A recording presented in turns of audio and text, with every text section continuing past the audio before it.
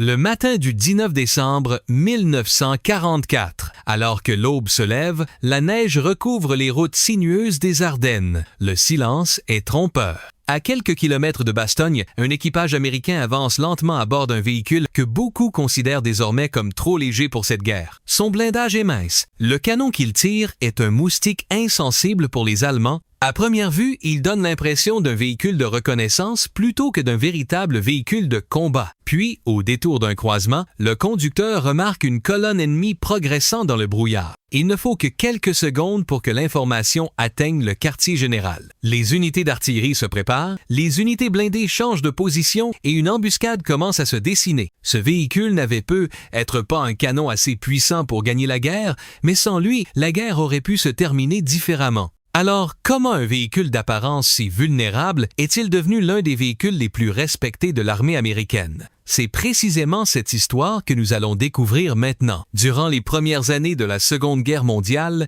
les États-Unis suivent de près les opérations menées en Europe. Les offensives allemandes ont révélé une amère réalité. Dans une guerre moderne, le camp qui rassemble le renseignement le plus rapide obtient souvent une supériorité décisive. Apprendre la position de l'ennemi ne serait-ce que quelques minutes avant lui peut sauver une division entière. L'armée américaine comprend rapidement que les unités de reconnaissance ont besoin d'un véhicule entièrement nouveau. Les motos sont trop vulnérables. Les jeeps sont rapides mais n'offrent presque aucune protection. Quant aux anciens véhicules blindés, ils ne peuvent suivre le rythme de la guerre mécanisée, tant en termes de vitesse que d'autonomie. Bien que la tâche confiée aux ingénieurs paraisse simple sur le papier, elle est en réalité extrêmement complexe. Il faut développer un véhicule capable de parcourir des centaines de kilomètres, de franchir des routes endommagées, de résister à des tirs légers, de communiquer sans interruption avec le quartier général, surtout de s'éloigner de la zone avant que l'ennemi ne puisse réagir. Contrairement aux chars, la fonction de ce véhicule n'est pas de combattre, mais de signaler à l'avance les assauts et les tactiques de l'ennemi. Les premiers designs montrent rapidement leurs insuffisances. Certains sont trop lourds et perdent en mobilité. D'autres, bien qu'assez rapides,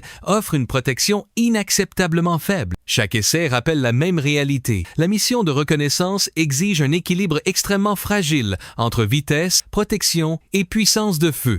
C'est précisément dans ce contexte que commence à apparaître le véhicule qui, avec le temps, sera nommé Muith Greyhound. Une décision audacieuse est prise lors de la conception du véhicule. Au lieu d'utiliser des chenilles comme les chars classiques, une configuration à 6 roues motrices est privilégiée. Ce choix réduit les besoins en maintenance, augmente sa vitesse sur route et permet à l'équipage de parcourir de bien plus longues distances sans les limitations mécaniques des véhicules à chenilles. Le résultat obtenu impressionne rapidement les unités d'essai. Le Greyhound peut atteindre une vitesse particulièrement élevée par rapport aux véhicules blindés de son époque. Plus important encore, il possède un large rayon d'action opérationnelle, ce qui est crucial puisque les missions de reconnaissance peuvent parfois durer des jours. Son canon de 37 mm semble désormais modeste face au renforcement rapide des blindés allemands. Cependant, il ne s'agit pas d'un défaut de conception. Les ingénieurs savaient dès le départ qu'ils ne feraient pas de duel avec des chars Panther ou Tiger. Ce canon a été conçu pour neutraliser les points de défense légers, les véhicules de reconnaissance ennemis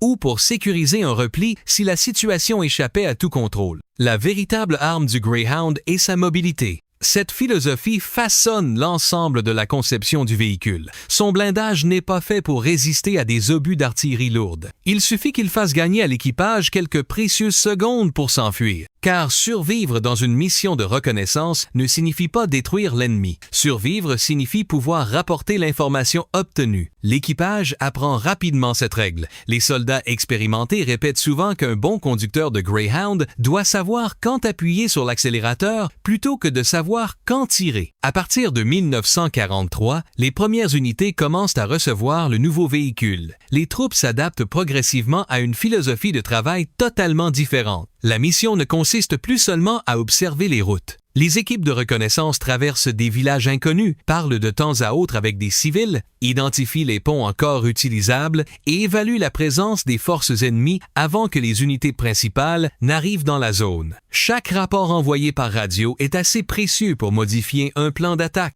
Pendant le débarquement de Normandie, cette capacité prend une importance encore plus grande. Le réseau routier à l'arrière des plages est complexe. Le terrain entouré de haies denses, connu sous le nom de bocage, limite considérablement la visibilité et transforme chaque croisement en un piège potentiel. Les Greyhounds sont souvent les premiers véhicules à progresser quelques centaines de mètres devant les unités principales. Le danger est toujours à leur côté. Une seule mitrailleuse bien dissimulée peut immobiliser le véhicule. Un canon anti-char positionné au bon endroit peut, quant à lui, transformer la mission en une course à la vie et à la mort en quelques secondes. Malgré cela, l'équipage continue d'avancer. Le travail qu'ils font est invisible pour la plupart des soldats. Lorsqu'une division échappe à une embuscade, personne n'applaudit l'équipe de reconnaissance. Pourtant, ce sont souvent eux qui empêchent la catastrophe. C'est aussi l'une des raisons pour lesquelles le Greyhound n'est pas aussi célèbre que les chars américains réputés comme le Sherman.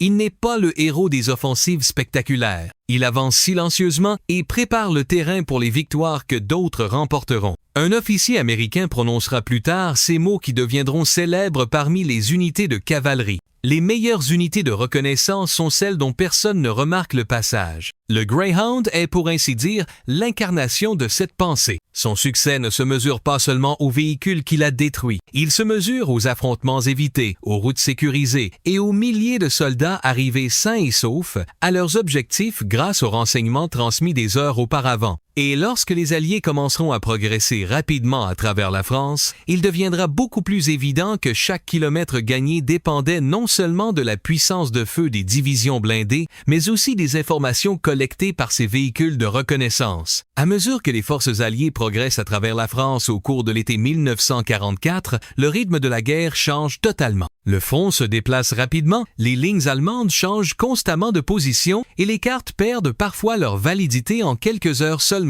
C'est précisément dans cet environnement que le Moy Greyhound trouve le champ de bataille pour lequel il a été conçu. Alors que les chars lourds avancent avec prudence, l'équipage du Greyhound devance de dizaines de kilomètres pour chercher les ponts encore intacts, les villages abandonnés ou les unités ennemies en retraite. Chaque message envoyé par radio permet aux commandants de modifier leurs décisions de manière presque instantanée. Cependant, cette liberté de mouvement exige un grand sang-froid. L'équipage sait qu'en cas de rencontre avec une embuscade, il ne dispose que de quelques secondes pour réagir. Beaucoup ont raconté qu'ils considéraient chaque fenêtre, chaque lisière de forêt et chaque virage comme une menace potentielle. La vitesse est leur plus grande protection, mais elle les oblige également à prendre des risques que peu de soldats oseraient assumer. Les habitants des villes libérées se souviennent de leurs soldats revenant de la guerre et souvent de ce véhicule à leur côté. Avant l'arrivée des grands convois de chars et de camions, il est fréquent qu'un Greyhound traverse la place de la ville ou la rue principale pour vérifier si la zone est réellement sûre. Pour de nombreux civils français, belges et luxembourgeois,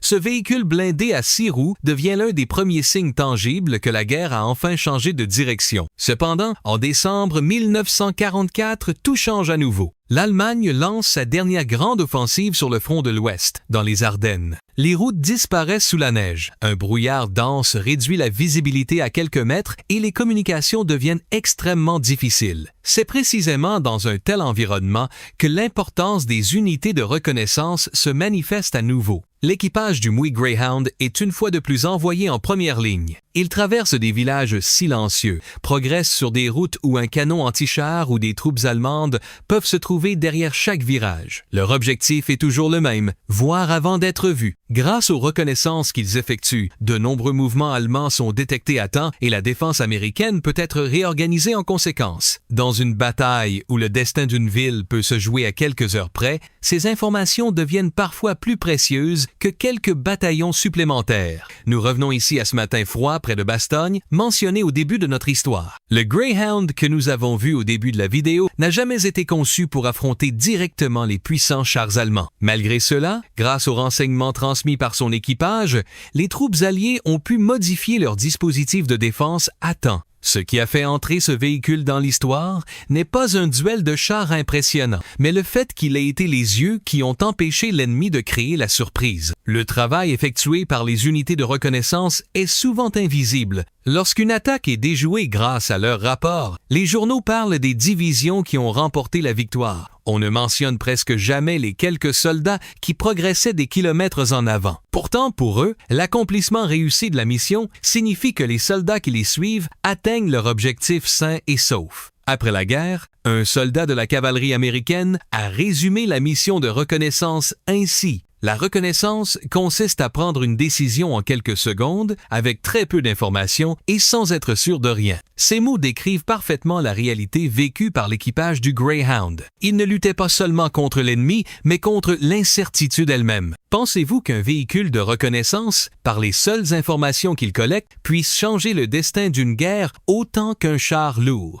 Après 1945, l'histoire du Muy Greyhound ne s'arrête pas. Des centaines de véhicules continuent de servir pendant des années au sein de l'armée américaine avant d'être transférés à de nombreux pays alliés. Il sert dans de nombreuses régions du monde, de l'Europe à l'Amérique du Sud, de l'Afrique au Moyen-Orient et à l'Asie. Certains sont même utilisés dans divers conflits des décennies après la fin de la Seconde Guerre mondiale. Cela montre que sa conception a su répondre aux besoins non seulement de son époque, mais aussi de longues années durant. Pensez à nouveau à cette route enneigée des Ardennes. Ce matin où le brouillard dissimulait chaque mouvement, où le danger attendait derrière chaque virage. Nous regardons désormais ce véhicule blindé, d'abord apparu insuffisant, avec des yeux totalement différents. Son blindage mince n'est plus une faiblesse insignifiante. Sa vitesse élevée n'est pas seulement une donnée technique. Son canon d'apparence modeste n'est pas non plus le signe d'une conception ratée. Chaque détail de ce véhicule a été façonné dans un seul but, voir avant tout le monde,